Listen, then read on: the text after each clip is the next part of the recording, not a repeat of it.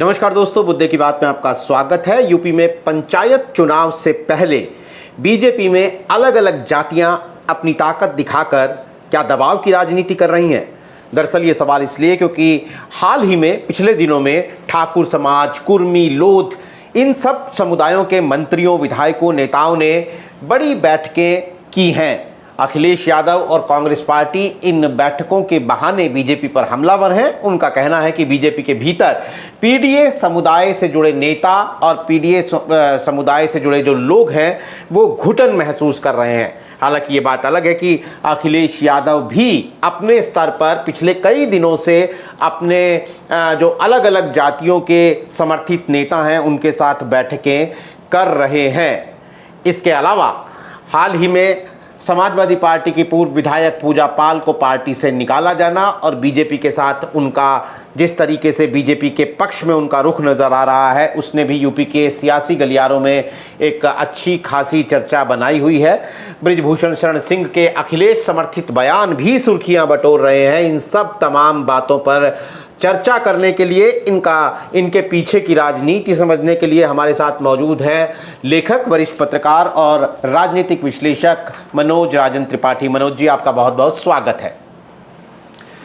तो सबसे पहले तो मेरा सवाल यही है कि ठाकुरों का अलग गुट, बल्कि एक गुट नहीं, दो अलग अलग बैठकें ठाकुर समुदाय की हुई लखनऊ के अंदर, जहां आप भी बैठे हुए हैं। तो क्या उसके बाद कुर्मी और लोध समाज ने भी मीटिंग की?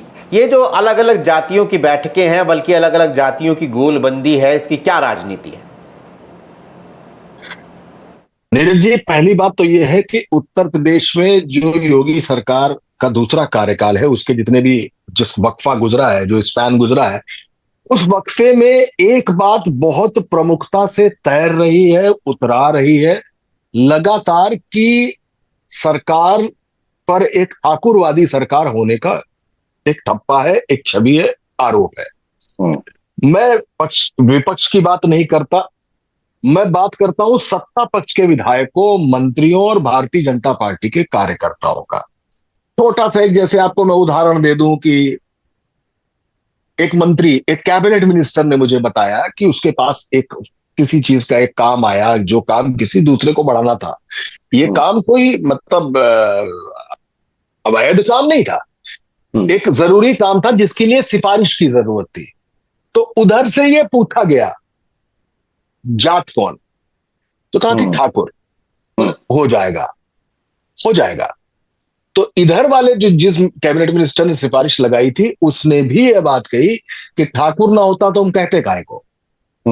ये छोटा सा वाकया है जो बिल्कुल सत्य है, सत्य घटनाओं पर आधारित है और राजनीतिक गलियारों में इसकी जबरदस्त चर्चा भी है। और यही वजह है कि आए दिन कभी अखिलेश यादव या कभी मायावती या तमाम सारा जो विपक्ष है, ये खुलकर इस बात की का आरोप लगाते हैं कि ज्यादातर महत्वपूर्ण पदों पर, चाहे डीएम हो, कमिश्नर हो, एसपी हो, या सचिवालय के तमाम सारे अफसरान हो, चाहे सीएम सेक्रेटरीट के लोग हो या विभिन्न मंत्रालयों में बैठे हुए लोग हो, उनमें ज्यादातर ये आरोप इस तरीके के लगते रहे हैं कि ठाकुरों को ज्यादा पद दिए गए हैं। अब ऐसे में तमाम और जातियां छिटकना शुरू होती हैं। जब ये जातियां छिटकना शुरू होती है तो इसमें सबसे मुखर वोटर जो है वो है ब्राह्मण, पंडित जी। अब पंडित जी को कोई सरकार में प्रणाम ही नहीं कर रहा है। अब पंडित जी को तो प्रणाम अगर आस्तीन के सांप ने भी कर दिया तो भी माफ है। तो पंडित जी अपने आप को अलग थलग पा रहे हैं, लिहाजा पंडितों ने मरमरिंग शुरू, क्योंकि मरमरिंग में सबसे महारत हासिल है पंडित को, तो उसने मरमरिंग शुरू कर दी कि ठाकुर ठाकुर ठाकुर ठाकुर ठाकुर ठाकुर, और ब्राह्मणों का कोई नहीं, ब्राह्मणों का कोई नहीं, पिछड़ों का कोई नहीं, इस तरीके की बातें शुरू हो गई। वो ठाकुर जिनको लगातार इन चीजों से दूर रहने के लिए कहा जाता था, क्योंकि वैसे ही एक लेबलिंग हो चुकी है, लेकिन उन्होंने भी इस बार ये तय किया कि अगर इतना आरोप ही है और सब लामबंद हो रहे हैं तो लिहाजा हम क्यों ना लामबंद हो। लेकिन जितनी भी ठाकुरों की बैठकें हुई हैं कुटुंब के नाम से, उस पर वो साफ इनकार करते हैं कि इसमें कोई ठाकुर जैसा मसला नहीं है।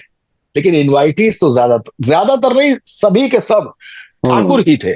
इसको देखते हुए आप मतलब आप पहले व्यक्ति होंगे, ये खबर अभी कहीं नहीं आई है, मैं आपको बता दे रहा हूं कि अब तक 28 के आसपास ब्राह्मण विधायकों ने ब्राह्मणों को इकट्ठा करके कुटुंब के एक ब्राह्मणों की मीटिंग शुरू कर दी है, जिसके कई दौर चलेंगे। जैसे ये 2 दौर या 3 दौर में चली है, वो कई मनोज दौरों। जी, थोड़ा सा सिग्नल इंटरनेट कनेक्शन में थोड़ी दिक्कत हुई थी, ये बात हम फिर से नहीं सुन पाए। आपने कहा कि पहले आप पहली बार ये यहाँ पर खुलासा कर रहे हैं, एक बार दोहरा दीजिए, वो थोड़ा सुन नहीं पाए थे हम। हाँ जी, मैंने ठाकुरों के बारे में आपको बताया, शायद वो आवाज स्पष्ट रही होगी। जी। मैं आपके सामने एक नई चीज लाने जा रहा हूं, जो अभी कहीं अखबारों में नहीं है, किसी टीवी चैनल में नहीं है, और अभी इसका प्रारूप किसी को मालूम भी नहीं है, पर मैं आपको बता रहा हूं। करीबन 28 ब्राह्मण विधायकों ने खुद को लामबंद कर लिया है, और तकरीबन इनकी संख्या 55-54 के आसपास है जो ब्राह्मण विधायक है। इन सब लोगों ने खुद को लामबंद करके कुटुंब के बनाम वर्सेस उनके उन्हीं के तर्ज पर खुद की ब्राह्मण एकता दिखाने के लिए पूरी तैयारी कर ली है, और कई अलग अलग जगहों पर इनकी ऐसी ही दावतें, बैठकें, मुलाकातें या ये इस तरीके की भेंटें होंगी इनकी आपस में। ये ब्राह्मण अलग से लामबंद हो गए। हाँ, ठीक बात है, ये बिल्कुल ताजी बात है, अभी आपको अगले कुछ दिन में सुनाई देगी, तब हम लोग अलग से बात कर लेंगे। लेकिन ब्राह्मणों की दिक्कत कहां से आ रही है? जो ये 27-28 इकट्ठा हुए, इनकी सबसे बड़ी दिक्कत यह है कि इसमें नेता कौन बनेगा, क्योंकि ब्राह्मण किसी को नेता नहीं मान रहा है। जैसे उत्तर प्रदेश में अगर आप गौर करें तो किसी पार्टी से ना होने के बावजूद राजा भैया अपने आप में ठाकुर अगुवाकार की छवि रखते हैं, नेता की छवि रखते हैं। जैसे राजनाथ सिंह एक लंबे समय तक मुख्यमंत्री रहे, रक्षा मंत्री रहे, प्रदेश अध्यक्ष रहे, उन पर भी ठाकुरों का नेता होने का, लोगों ठाकुरों ने उनको अपना नेता चुना। लेकिन ब्राह्मणों का नेता उत्तर प्रदेश में बना कोई नहीं, और ये बना भी नहीं पा रहे हैं। इनकी स्थिति किसी जनता दल जैसी है, इनकी स्थिति किसी इंडी गठबंधन जैसी है, कि जिसमें कौन बनेगा मुख्यमंत्री या कौन बनेगा प्रधानमंत्री जैसी आपस की झंझट है। तो ये नेता नहीं चुन पा रहे हैं। एनडी तिवारी लास्ट सीएम थे जो ब्राह्मण थे, कमलापति त्रिपाठी वगैरह मिनिस्टर्स में थे। तो इन ब्राह्मणों के बीच में ये झंझट हो रही है, ठाकुरों की तरह रामबंद नहीं हो पा रहे हैं। आपने बात की कुर्मियों की, तो यादव एक बड़ा वोटर है, बड़ा वोट बैंक है पिछड़ों में, लेकिन वो कंसोलिडेट है, मैं कह सकता हूं 100% कंसोलिडेट है, थोड़ा बहुत इधर उधर हो जाए तो अखिलेश यादव के साथ। बिल्कुल यही वजह है कि उत्तर प्रदेश में यादव उपनाम देखने के बाद ही उसको थोड़ा सा दरकिनार भी किया जाता है। उसके बाद का जो पिछला की सबसे बड़ी जात है वो है कुर्मी। और मैं दावे के साथ आपसे कह रहा हूं, मेरा एनालिसिस है, मैंने फील्ड पे लोगों से बात की है, कुर्मी वोट अचानक भारतीय जनता पार्टी से छिटकता हुआ नजर आ रहा है, जो यादव के बाद पिछड़ों में सबसे बड़ा वोट बैंक है। और कुर्मी नेता की अगर बात करेंगे उत्तर प्रदेश में, तो ठीक इन वाले भारतीय जनता पार्टी के अध्यक्ष से पहले स्वतंत्र देव सिंह हुआ करते थे। स्वतंत्र देव सिंह इस समय जल शक्ति मंत्री हैं। स्वतंत्र देव सिंह की पोजीशन दिल्ली बनाम लखनऊ की लड़ाई में थोड़ी सी डावाडोल हो गई है। वो योगी आदित्यनाथ कोटे के कैबिनेट मंत्री हैं, जबकि स्वतंत्र देव सिंह वो व्यक्ति हैं जिन्होंने 2014 से लेकर और अब तक पिछले कुछ दिनों तक नरेंद्र मोदी की जितनी भी रैलियां, चुनावी रैलियां होती थी, उसके वो प्रभारी होते थे। यानी सेंट्रल की आंखों का तारा थे। अचानक खेमेबंदी हुई और स्वतंत्र देव सिंह पर योगी आदित्यनाथ ने हाथ रख दिया। तो कुर्मी नेता के नाम पर, भारतीय जनता पार्टी के कुर्मी नेता के नाम पर स्वतंत्र देव सिंह जरूर है, लेकिन सेंट्रल शायद उनके पर कतरने की तैयारी में बैठा हुआ है। एक बात यह भी आ रही है कि अक्टूबर के आसपास, दिवाली के आसपास एक बड़ा मंत्रिमंडल विस्तार भी होगा, जिसमें इन जातियों के समीकरणों का खास ख्याल रखा जाएगा और उसी के हिसाब से खाके तैयार किए जाएंगे। ये मैंने आपको बताया कुर्मी के लिए। लोध की मीटिंग हुई, कल्याण सिंह लोध के सबसे बड़े नेता थे, और कल्याण सिंह सबसे मजबूत मुख्यमंत्री भी रहे, जिन्होंने ताल ठोक दी अटल बिहारी वाजपेयी जी के साथ भी। उसके बाद लोध का कोई बड़ा नेता तो नहीं है, लेकिन लोध लगातार भारतीय जनता पार्टी से चिपका हुआ है। ठीक कुर्मी के तर्ज पर लोध भी अब धीमे धीमे, अभी बहुत तेज कुर्मी के तर्ज पर नहीं है, लेकिन कुर्मी की तरह ही धीमे धीमे भाजपा से अपने आप को किनारे करने की तैयारी कर रहा है। ये बैठ के उसी की नतीजा है ये सारी चीजें। लेकिन एक और वोट बैंक है जो बहुत तेजी से जा रहा है, जो बहुत तेजी से किनारा कर रहा है, वो है पाल। पाल यानी गडरिया, गडरिया यानी जो जानवर चराते हैं, वो वाली जात जो है। ये पाल वोटर भी बहुत तेजी से भारतीय जनता पार्टी से जा रहा है। तो कुछ दिन बाद आपको पाल भी इकट्ठा होते दिखाई दे जाए तो हो सकता है आपके लिए खबर और बन जाएगी। लेकिन हाँ, 2000 जो पिछले लोकसभा के जो चुनाव हुए उसमें जिस तरीके से जातियां टूटी हैं हिंदुत्व में से, उसको देखते हुए ये मसला अखिलेश यादव की थोड़ा कुछ में जाता दिखाई दे रहा, और भाजपा इसको कैसे संभालेगी ये बहुत बड़ा सवाल है। जैसे जैसे जब जातियों की राजनीति तेज होगी, हिंदुत्व की छतरी जाहिर तौर पर उसके अंदर से सीपेज होगी और वो बीजेपी के पक्ष में तो कतई नहीं हो सकती है। आपने चूंकि पाल वोटरों की बात की तो मैं पूजा पाल पर भी आऊंगा, लेकिन आपने एक ब्राह्मणों की बात की जो कि एक नया खुलासा है। आपने पिछली बार हमारे साथ इस कार्यक्रम में कहा था कि ब्राह्मणों के अंदर एक नाराजगी तो है बीजेपी को लेकर, लेकिन समाजवादी पार्टी को वो वोट नहीं देंगे। बसपा को भले ही दे दें, लेकिन बसपा की तो हालत अभी पतली है। ऐसे में जो ये ब्राह्मणों की गोलबंदी है या नाराजगी है, इसके राजनीतिक निहितार्थ क्या है? देखिए, ब्राह्मणों की नाराजगी इसलिए है कि ब्राह्मणों के नेता के नाम पर अगर भारतीय जनता पार्टी में किसी को सिरमौर बनाया गया है तो वो है उप मुख्यमंत्री ब्रिजेश पाठक। वो ब्रिजेश पाठक अपने विभाग के भी तबादले नहीं करा पाते। 3 साल गुजर गए हैं, 0 सेशन गया है तबादलों का।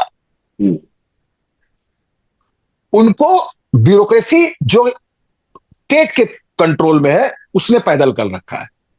दिल्ली ने उनको मजबूत करके उप मुख्यमंत्री तो बना दिया, लेकिन दिल्ली लखनऊ की जो लड़ाई है उसमें लखनऊ ने इनको कमजोर कर रखा है। तो ब्राह्मणों के सबसे बड़े नेता भारतीय जनता पार्टी में अगर कोई है तो वो सामने नजर पे आते हैं, मतलब एक पद के तौर पर लगता है कि ब्रिजेश पाठक है। लेकिन ब्राह्मणों की जो पिछली बार मेरी आपसे बात हुई थी कि ये जाएंगे कहां, ये जाएंगे कहां, तो मुझे लगता है कि हर चीज का एक फेड आउट टाइम होता है। जैसे कि नहीं, 2 लोगों में मोहब्बत है और अगर उनका ब्रेकअप होता है तो शुरुआत के कुछ महीने इस तरीके से जाते हैं कि एक गलती मान ले, ठंडे दिमाग से बैठे, चलो फिर वापस चलते हैं। दूसरा पड़ाव आता है जब वो आपस में ये बात करते हैं कि इसने गाना शुरू करते हैं, इसने ये गलत किया, इसने वो गलत किया, इसने ये गलत किया। और तीसरा पड़ाव आता है जब आदमी की ब्लैकमेलिंग शुरू हो जाती है। ठीक इसी तरह उत्तर प्रदेश में भारतीय जनता, माफ कीजिएगा, ब्राह्मण अगर भाजपा से छिटकेगा तो अभी मैं बिल्कुल दावे से कह सकता हूं कि समाजवादी पार्टी के पास नहीं जाएगा। लेकिन समाजवादी पार्टी का जो साथी है कांग्रेस, उसके पास वो जरूर जाएगा। फिर आप कहेंगे ये तो बात सीटों के बंटवारे पर तय है कि उनको कितनी सीटें मिलेंगी, उतनी सीटों में ब्राह्मण क्या कंसोलिडेट हो जाएगा उनके साथ। बिल्कुल। लेकिन ये एक प्रक्रिया है और इसमें 1 साल का पूरा वक्त बाकी है।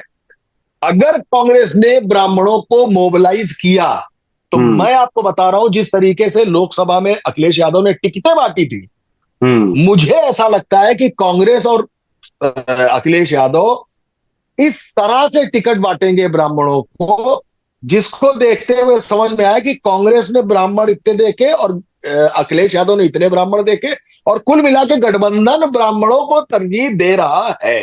तो ब्राह्मण की नाराजगी, हालांकि बड़ी बड़ी कच्ची कौम है ब्राह्मण।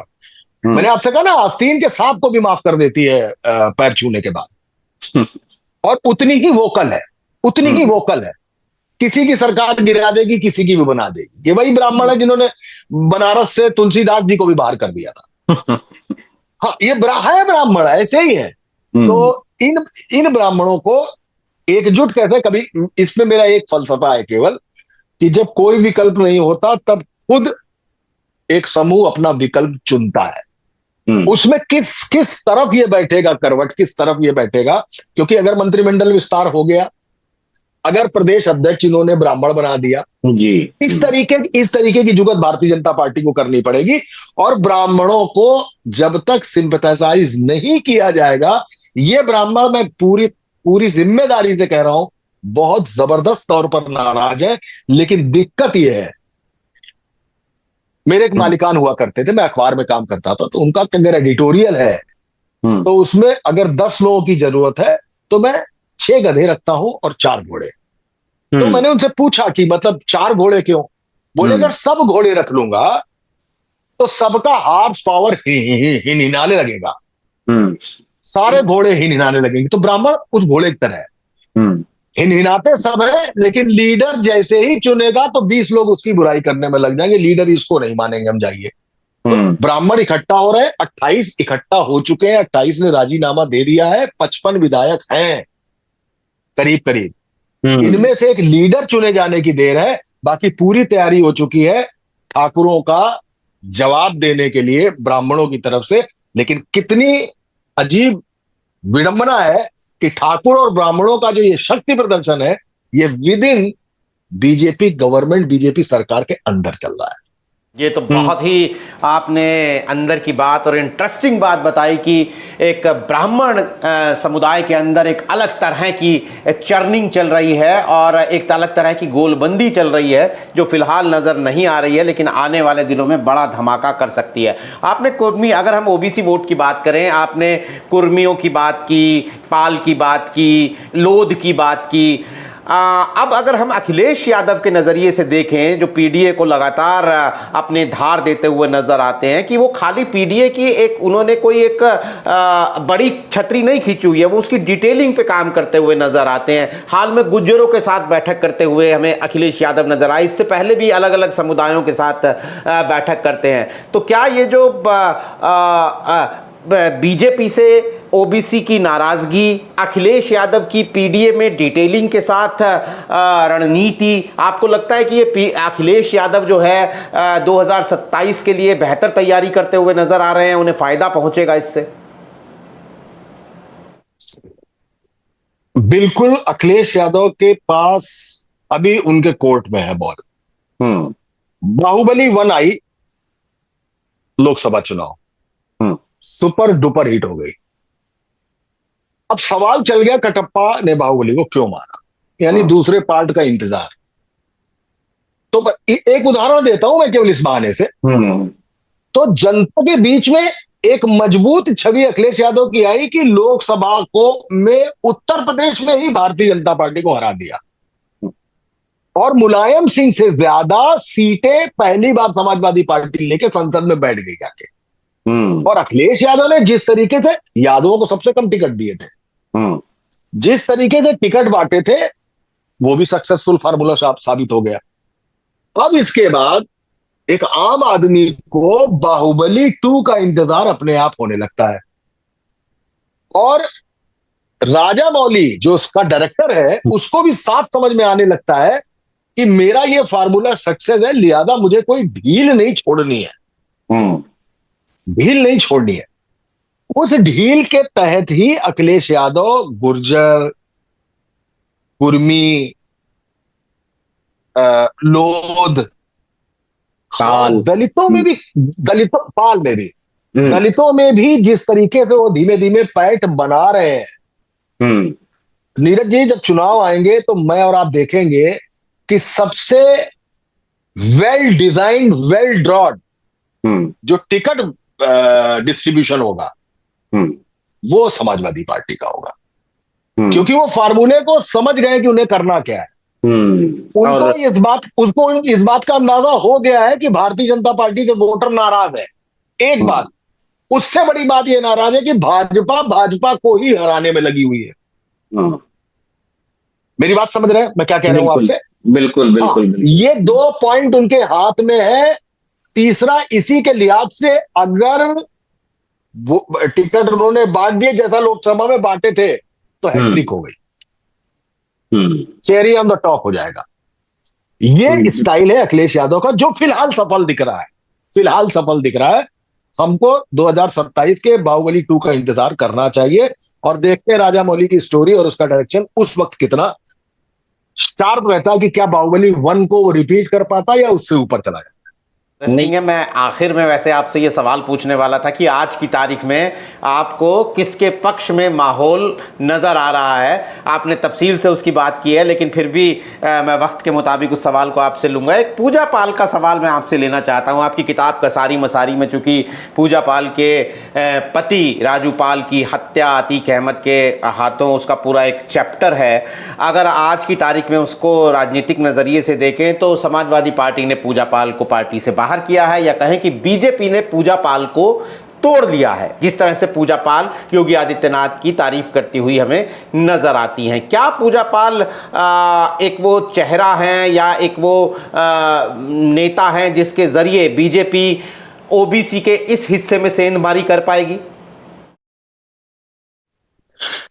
देखिए, पूजा पाल एक केस हिस्ट्री है जो अतीक के जुर्म की भुक्तभोगी है। 7 दिन की शादी हुई थी और उसके विधायक पति राजू पाल को 5-7 किलोमीटर दौड़ा दौड़ा कर गोलियां मारी गई थी। और गोलियां क्यों मारी गई थी कि अतीक सांसद बन चुके थे और विधायकी की सीट खाली हुई, उस पर अशरफ को लड़ाना था उनको। लेकिन मायावती जो अतीक से पहले से नाराज थी, उन्होंने अपने कार्यकर्ता राजू पाल को टिकट दिया। राजू पाल कौन? जो पहले अतीक का चेला था। अतीक ने इस वजह से यह कांड किया। अब पूजा पाल पे आते हैं। पूजा पाल और करीबन 6 से 7-8 विधायकों पर क्रॉस वोटिंग का एक आरोप लगा ड्यूरिंग विधान परिषद चुनाव। तो अखिलेश यादव की आंखों में पूजा पाल लगातार खटक रही थी। लेकिन पूजा पाल का जब किसी मनोज पांडे को निकाला गया, अभय सिंह को निकाला गया, ये इतनी बड़ी बात नहीं बनी। लेकिन पूजा पाल का निष्कासन बड़ा हो गया। वजह, अभी अतीक मारा गया है। तो पूजा पाल जब आती है तो मिट्टी में मिला दूंगा, ये याद आता है, बिल्कुल। अतीक अहमद याद आता है, राजू पाल याद आता है। और ऐसे में चूंकि पहले से ही प्रिजुडिस थी, अखिलेश यादव उनको टाइम नहीं दे रहे थे मिलने का, वो लगातार अपनी सफाई देना चाहती थी, नहीं मिले। अखिलेश यादव ने उनको पार्टी से निष्कासित किया और ये भापते हुए उन्होंने खुद जाकर योगी आदित्यनाथ की सदन में तारीफ की और अखिलेश यादव ने उनको किया। अब पूजा पाल को एक पीड़ित पाल समाज की महिला भी है, पिछड़ी भी है, पाल भी है, और अतीक अहमद के जुर्म की शिकार भी है और निष्कासित भी है। इसको लेकर पूजा पाल को एक एम्बलम बना के भारतीय जनता पार्टी इस फेस को इस्तेमाल करने के लिए जा रही है। अखिलेश यादव ने यही कहा ना कि योगी आदित्यनाथ भी भारतीय जनता पार्टी के सदस्य सिर्फ विधायक बनने टिकट देने के लिए करते हैं जी। तो वो अपना टिकट भी पक्का करा ले और पूजा पाल का भी टिकट पक्का करा ले। लोग तो ये कह रहे हैं कि मंत्रिमंडल विस्तार जिसकी आपने बात की कि पूजा पाल को मंत्री बना देंगे। अब देखिए, ऐसा है कि मंत्रिमंडल विस्तार पिछले 1 साल 1.5 साल में 2-3 बार हो चुका है, मतलब खबरों में। लेकिन इस बार ऐसा लग रहा है कि मंत्रिमंडल विस्तार कहीं ना कहीं कुछ तैयारी चल रही है, जिसमें ब्राह्मण, कुर्मी, पाल में भी पूजा पाल, इन सब का बैलेंस करने की कोशिश की जा रही है। और एक जो बात बड़ी छन के आ रही है, I am not sure about that, लेकिन छन कर आ रही है, जैसा मैंने पहले आपको बताया, शायद कुछ कैबिनेट मिनिस्टर्स को पैदल भी किया जा सकता है। उसमें जो खार खाए बैठा है दिल्ली, वो योगी आदित्यनाथ का निशाना तो नहीं बना पा रहा है, लेकिन शायद स्वतंत्र देव को अपना निशाना बना ले। इस तरीके से चल रहा है। तो उस विस्तार में इन जातियों के समीकरण को ही ठीक करना है, इन जातियों को ही अब करना है कि हम तुम्हारे साथ हैं, हम सब तुमको देख रहे हैं। उसमें पूजा पाल एक पाल पीड़िता महिला और निष्कासित, इसका इस्तेमाल किया जा सकता है। बिल्कुल। पूजा पाल के मुद्दे पे बृजभूषण शरण सिंह का एक बयान आया जिसमें वो अखिलेश यादव को क्लीन चिट देते हुए अखिलेश यादव के एक्शन को सही ठहराते हुए नजर आए। मेरा सवाल यह है कि बृजभूषण शरण सिंह की जब योगी आदित्यनाथ से मुलाकात हुई थी, उसकी काफ़ी चर्चा हुई, लेकिन उसके बाद भी बृजभूषण शरण सिंह लगातार ऐसे बयान दे रहे हैं जो अखिलेश यादव के समर्थन में नजर आते हैं।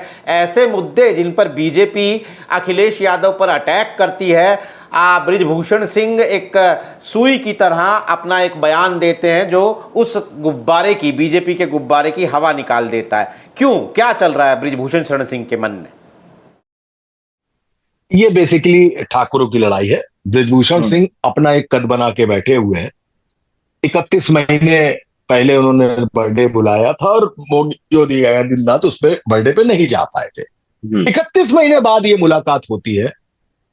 खास बात ये हो गई, खासम खास ये हो गया कि बृजभूषण शरण सिंह और योगी आदित्यनाथ की मुलाकात की फोटो सीएम ऑफिस ने जारी ही नहीं की, ताकि हर आदमी जानता है बृजभूषण सिंह बड़बोले हैं, वो छवि न बने, लिहाजा वो जारी ही नहीं की गई। और न जारी करने के बाद बृजभूषण लगातार सफाई देते रहे कि हम मिले मिले मिले। अब जब उधर से उनको क्लियर हो गया कि हमको योगी आदित्यनाथ की तरफ से भी सब कुछ क्लियर नहीं है, लिहाजा वो पूजा पाल के बहाने अखिलेश यादव को सही ठहराने और इस बहाने योगी आदित्यनाथ पर निशाना लगाने का काम कर रहे हैं। असल मुद्दा यह है, वजह कि योगी आदित्यनाथ ने भी मनकापुर के सांसद और विदेश राज्य मंत्री कीर्तिवर्धन सिंह को ऊपर कर रखा है प्रदेश में। है वो केंद्र के, लेकिन प्रदेश उनको मदद करता है। उनकी ही शिकायत पे गोंडा के 253 करोड़ रुपए के टेंडर कैंसिल हो गए। अब गोंडा के कैंसिल हो रहे हैं तो बृजभूषण शरण सिंह के इलाके के टेंडर कैंसिल हो रहे हैं। बिल्कुल। तो सूर्य प्रताप शाही जो कृषि मंत्री हैं, जो अलग थलग थे, मुलाकात मुमकिन नहीं हो पाती थी, उनको बृजभूषण सिंह के दबाने के लिए उनको सरकारी प्लेन दिया जाने लगा है, सरकारी चॉपर दिया जाने लगा है, वो अलग अलग जगहों पे दौरों पर जाते हैं, जबकि पहले वो इन सब चीजों से वंचित कर दिए गए थे। तो ये बृजभूषण शरण सिंह का ये मसला है। उसमें दिक्कत ये है कि अभी ठीक कुछ नहीं हुआ है। वो एक मुलाकात थी, लेकिन मुलाकात का सबूत नहीं है, लिहाजा ये किसी को बताया नहीं जा पा रहा है कि मुलाकात हुई, क्या बात हुई। नहीं, बिल्कुल। तो मैं मनोज जी, आपसे बातचीत करने के बाद मैं अपने दर्शकों को ये कहना चाहूँगा कि आप उत्तर प्रदेश में जितनी भी ये राजनीतिक उठापटक देख रहे हैं, वो तो इस तरह से है कि जैसे मंच पर जो नाटक खेला जा रहा हो, लेकिन असल राजनीति नेपथ्य में चल रही है, मंच के पीछे चल रही है, जिसके बहुत सारे उदाहरण और बहुत सारे इशारे मनोज राजन त्रिपाठी ने इस बातचीत में हमें दिए हैं। आने वाले दिनों में नेपथ्य की वो राजनीति मंच पर आएगी और क्या शक्ल अख्तियार करेगी, क्या उसके नतीजे होंगे, वो हमें पता लगेगा। मनोज जी, दोबारा आपके पास आएंगे, दोबारा आपसे बातचीत करेंगे। आपसे बातचीत करके बहुत मज़ा आता है, हमें भी, हमारे दर्शकों को भी। आज आप बातचीत में शामिल हुए, उसके लिए आपका बहुत बहुत शुक्रिया। तमाम दर्शकों का भी आभार। आज के लिए दोस्तों, नमस्कार।